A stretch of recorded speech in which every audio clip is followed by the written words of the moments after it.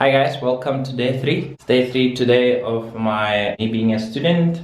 My desk looks a little bit messy, but yeah, it's almost 8:30 and I need to be starting at school.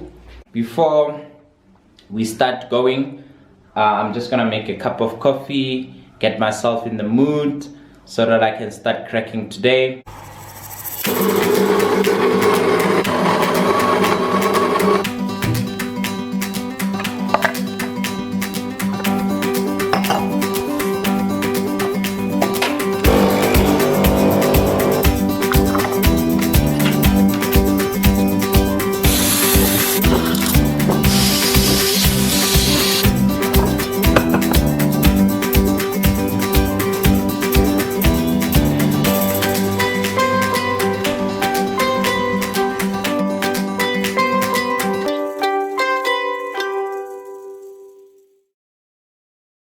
I must say it's a different feeling. It feels like you are just in a long Teams meeting that never ends. But I like the interaction and engagement.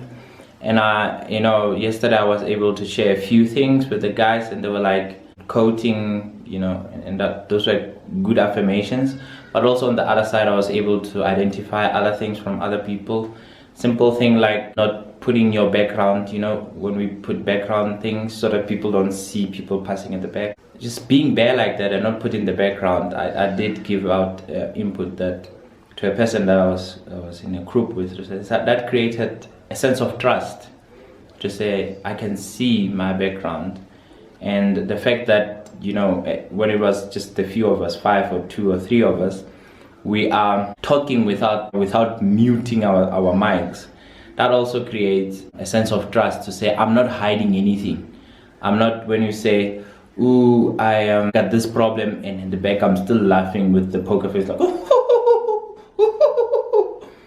putting the mic on creates that other sense of trust. With all this anonymity of the internet, it just creates a perfect learning environment as far as I'm concerned. I was a bit skeptical at first, but now I think it has its days, its good sides. Today is gonna be a bit more rougher. We started slowly, it's gonna get uphill. I had to get out some of the blogs articles, some of the videos I had to upload so that my day can be cleared up and so that I can think. There's still some ton on the side from work, but I think I can only chew one bite at a time. I cannot try to bite everything, just one bite at a time, and I'm gonna have a wonderful, excellent day today.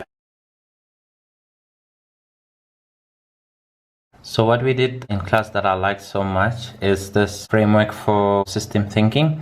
So the first one, what I want us to look at is, first thing that you must do when you have a problem is spend time understanding the problem. So once you understand the problem, then the behavior, the inquiry, and the relationship, I think that becomes easy. But what I liked about this, this thing can take forever just to explain. It's like an iceberg.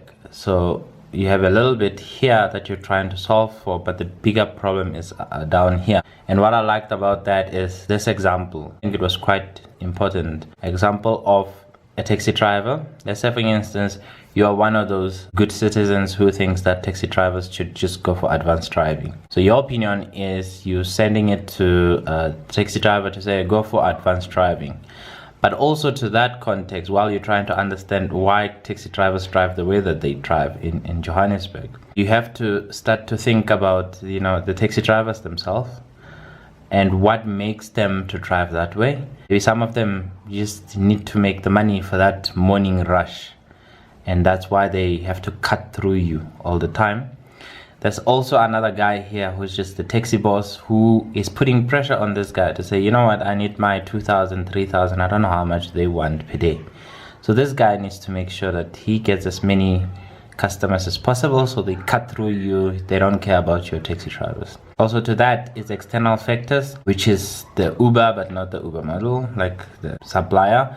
And the other taxis, like Rose taxis, there's Gautrain and whatever, they're also contributing to the reason why the taxi driver has to drive as fast as he does, because he knows if he doesn't, people will take out their cell phone and request alternatives. So that's why the taxi is driving that way. There's also the taxi user who, instead of getting off at the nearest bus stop, they want to get off exactly in the front of the building that they're going into, regardless whether there's a stop sign or not. They're also contributing to why the taxi, cut through you.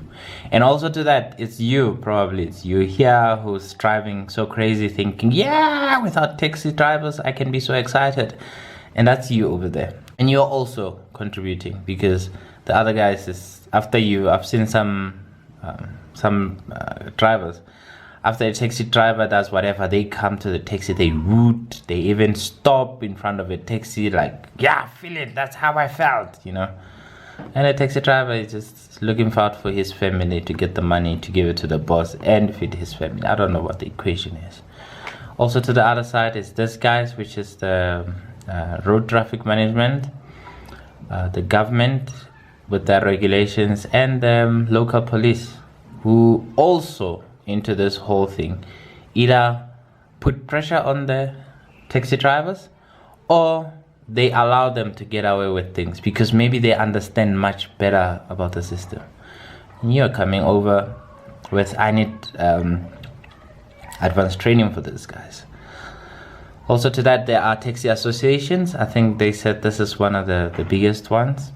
But the taxi associations that regulates how the taxi drivers and the taxi bosses should operate, and the association also talk with government to that.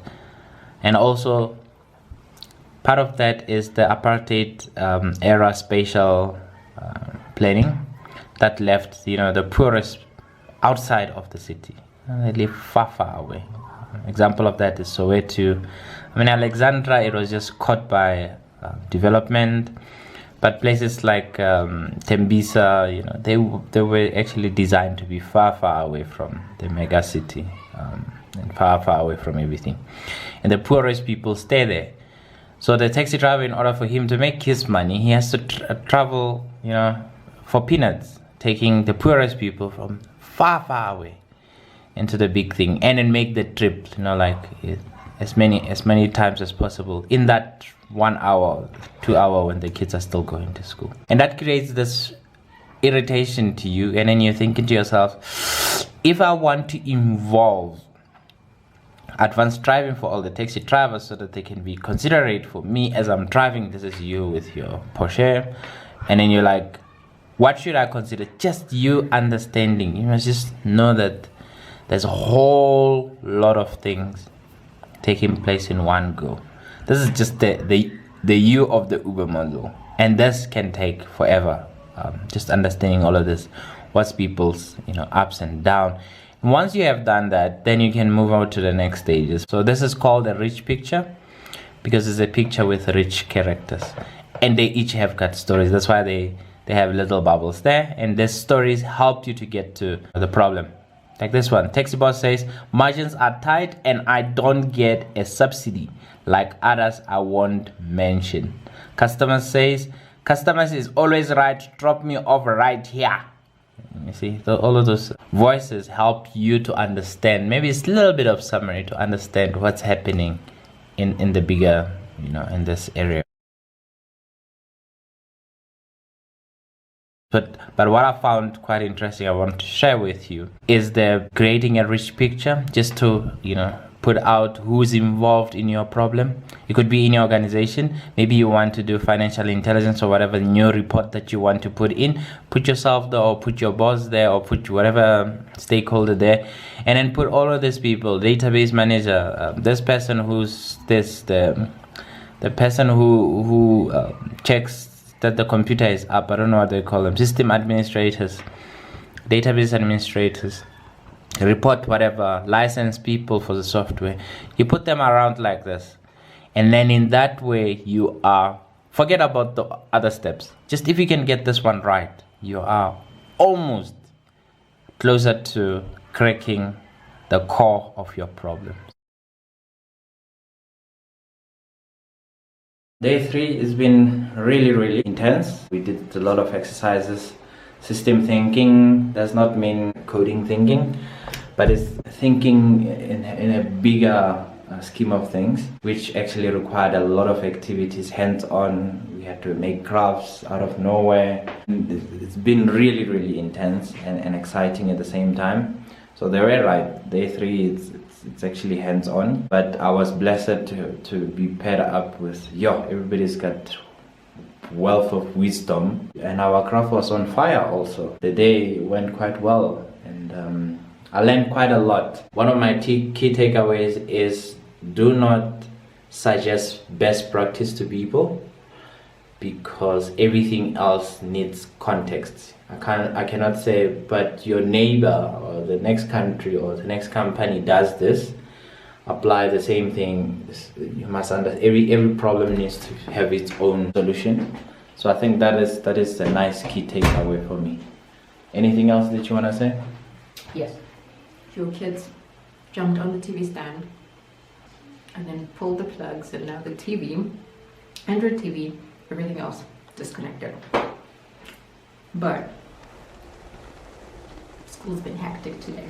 Yep, definitely hectic. And you? Did you enjoy school today? Or you were excluded? I was excluded today. They didn't give me my breathing exercise. I waited and there was nothing. Nada.